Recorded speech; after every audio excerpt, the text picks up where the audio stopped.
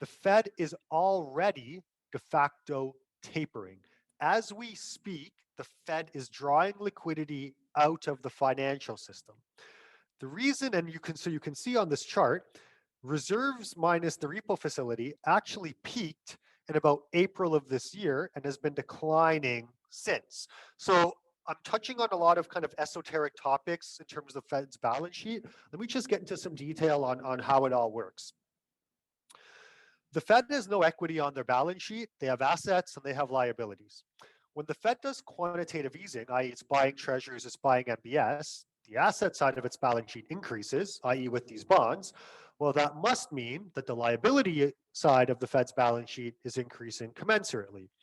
The liability component that increases when the Fed's doing QE is excess reserves, which have now become total reserves because there's no required reserves anymore in the US. They scrapped that. So excess or total reserves are basically cash that the banks have a claim to with the Fed, but it can't really be lent out. It just improves capital and liquidity measures, and it goes into things like interest rate and FX derivatives, and it basically just lubricates the financial system. So the Fed has been, or the Fed looks like it's going to be slowing QE tapering come next month.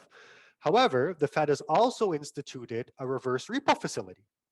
And what the reverse repo facility is doing is it's taking some of that cash that would be in the financial system and actually putting it back on the Fed's balance sheet. So the way that the reverse repo facility works is you as a bank or a money market fund in the US can take cash, give it to the Fed. So the cash is leaving the financial system and going to the Fed. So there's the drawdown. There's the first round drawdown of liquidity. And in return, the Fed gives you MBS or treasuries as collateral for that repo transaction.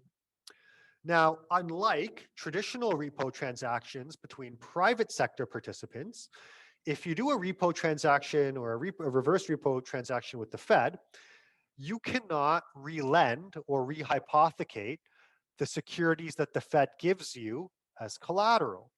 And so again, what are those securities? They're mortgage-backed securities, agency MBS, and they're treasuries. Well, what are the most pristine forms of collateral that are used to create turns of leverage in the financial system? It's treasuries and it's MBS. So at the same time, the Fed's sucking cash out of the system via the reverse repos, they're giving you collateral that you are not able to lend on to spur more turns of leverage. So that is a reduction of liquidity and more straining of leverage. The simplified way I explain this is if you're an investor, you're in a bucket full of water. The Fed is currently still pouring water into the top because it's still doing quantitative easing, but there's a hole in the bottom of the bucket, which is the reverse repo facility, that water's pouring out. Now, as long as the Fed's pouring sufficient water in the top, you as a fish may not know that there's actually any tightening going on, although the water level is probably slowly decreasing, as you can see on this bottom left-hand chart here. I think the important thing for markets to get a grasp of, and it's kind of human nature in general, is humans think linearly. But this is a non-linear situation where you go from having a hole in the bucket and pouring water in, so you have this stable kind of equilibrium, to a hole in the bucket and less or no water being poured in. You get a quick rate of change on the level of water in the bucket, right? And when And the so market hits that already, realization really quickly, yeah. that could cause a lot of volatility. Yeah, and you're starting to see it already, right? So if you look at the top right-hand chart on this page, page 9, you can see something called cross-currency basis swap spreads. So like kind of a mouthful, but essentially all this is it's the extra premium or discount that you need to pay if you want to borrow or hedge your dollar exposure in addition to covered interest rate parity. So if I was going to do like an interest rate swap with you, we'd basically execute it based on, well, what are the interest rates prevailing right now and the interest rates prevailing over the term of the swap, right? We'd want to make sure that we're both kind of even there. And then because dollars are the global reserve currency, there's this extra premium that you have to pay if you want those dollars, right? Because like I'm living in Canada, and if you're sitting in Kuwait right now, you probably have more of a demand for dollars, US dollars, than you do for my Monopoly money CAD, right? That comes in different colors. Right. So there's this extra premium.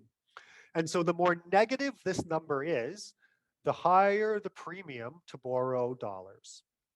Well, surprise, surprise, look at what we're seeing. As we've gotten more tightening priced into the US curve and this tapering gets closer, you've seen these cross currency basis swap spreads turn more negative, i.e., the dollar financing costs are actually going up, right? And And so, dollar although premiums are rising.